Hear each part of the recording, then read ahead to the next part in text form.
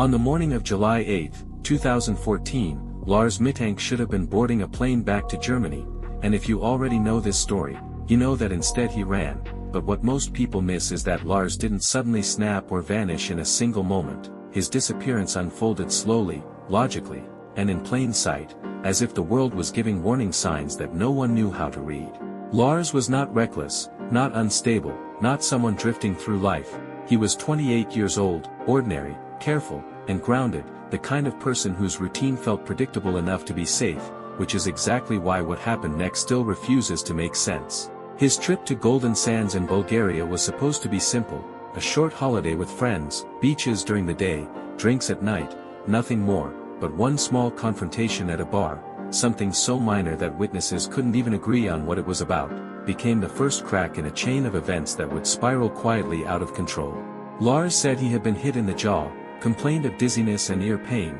and while his friends didn't see the injury as serious, a doctor later confirmed a ruptured eardrum, advising him not to fly immediately, and that single medical decision changed everything, because it left Lars alone in a foreign country while everyone else went home. Alone is where fear grows fastest. Over the next few days, his phone calls to his mother became more frequent and more urgent, not frantic, not incoherent, but filled with a tension that hadn't been there before, and when he said he felt like someone was following him, it didn't sound like a delusion, it sounded like suspicion, the kind any vulnerable person might feel when they're injured, isolated, and exhausted. He believed the men from the bar fight were after him, watching him, waiting for the right moment, and while no evidence ever supported this belief, fear does not require evidence to feel real. Lars began changing hotels, moving closer to Varna airport, choosing cheaper places, avoiding food he didn't trust, behavior that many dismiss as paranoia but which can also look like survival instincts misfiring under stress. The night before his flight, he barely slept,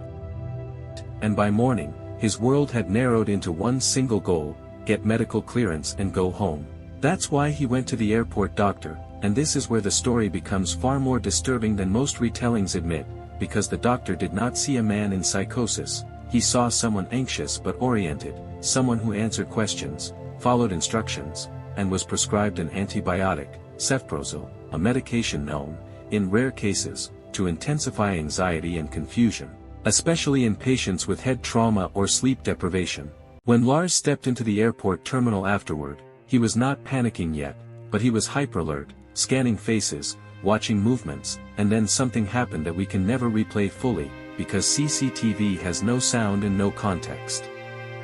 Lars stopped, turned his head sharply, locked onto something or someone we cannot see, and in that instant, his expression changed from concern to terror, not staged terror, not dramatic terror, but the raw instinctive fear of someone who believes, absolutely believes, that danger is seconds away.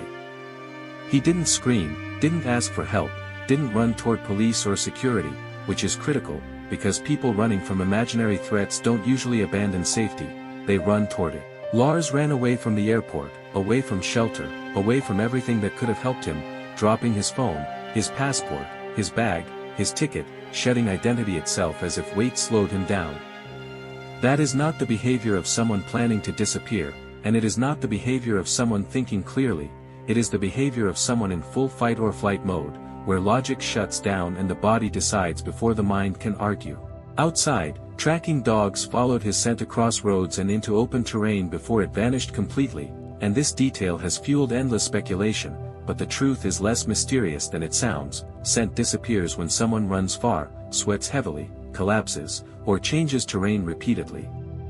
There was no forest swallowing him whole, no deep water, no evidence of an attack, just empty land and unanswered questions. Many theories try to force Lars into extremes: murder, organized crime, voluntary disappearance, but all of them require planning, secrecy, or cooperation that simply doesn't fit the evidence.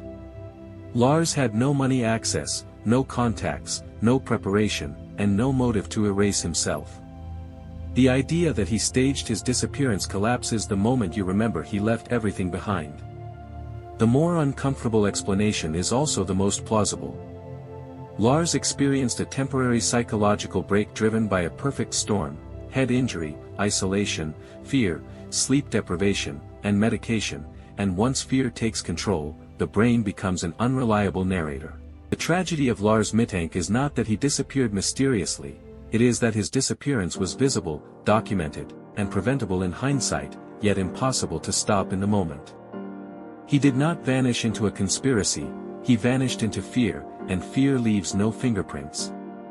Somewhere between the airport doors and the open land beyond, Lars crossed a line where rational thought could no longer protect him, and the world kept moving while he didn't. This is why his story still unsettles people who already know every detail, because it suggests something far more frightening than an unsolved crime, that under the right conditions, an ordinary mind can turn against itself, and once that happens, even safety can look like a threat.